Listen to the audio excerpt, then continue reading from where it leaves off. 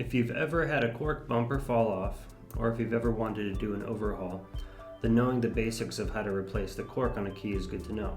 In this video, I'll explain one simple way of attaching or replacing a cork on the saxophone key, what equipment and materials you need to do so, and what to expect from the results.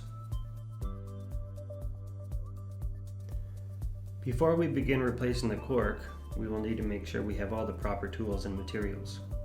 The first on this list, and probably the most important item, is the cork.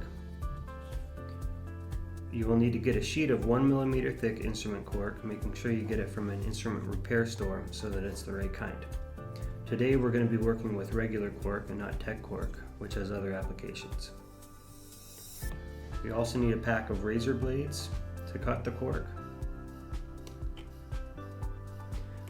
and some contact cement to act as the adhesive.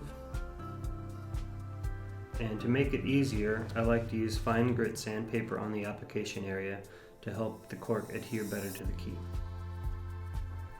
And I like also to use a small screwdriver to apply the adhesive to the cork.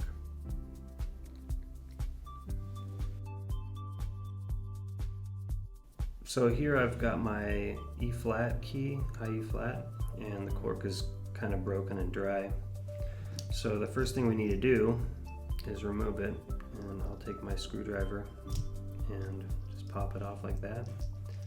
And make sure you clean all the extra glue. It's kind of dry on there, and take the sandpaper and just go over it to make sure it's nice and clean.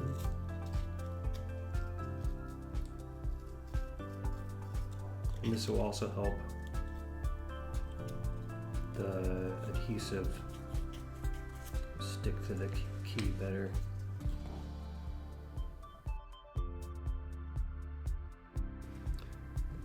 We're then going to cut a strip of cork from the sheet here.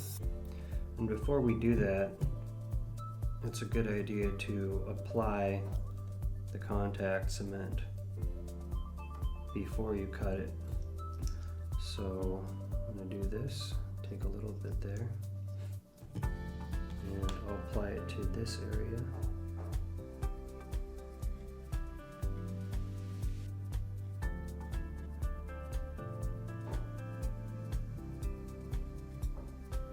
And also take the contact cement and apply it to the key.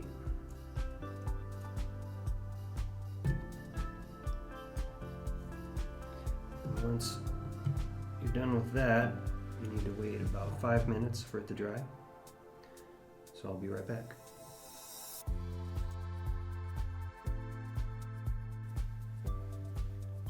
So once the glue is dried, you're going to take your razors and you're going to snap it in half, and then take out one of the sides. Just be careful, they're very sharp. And cut off a piece that is larger than the area that you're replacing.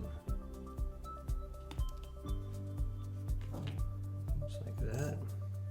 And then very carefully press it to the area on the key.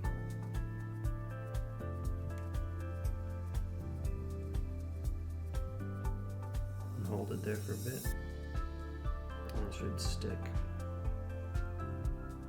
Alright. So now that that's on there, you take your razor and go around the side and cut the sides off.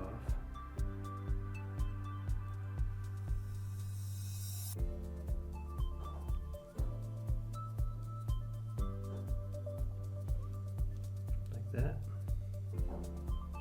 should be about flush with the key, the side of the key, and then you can finish it by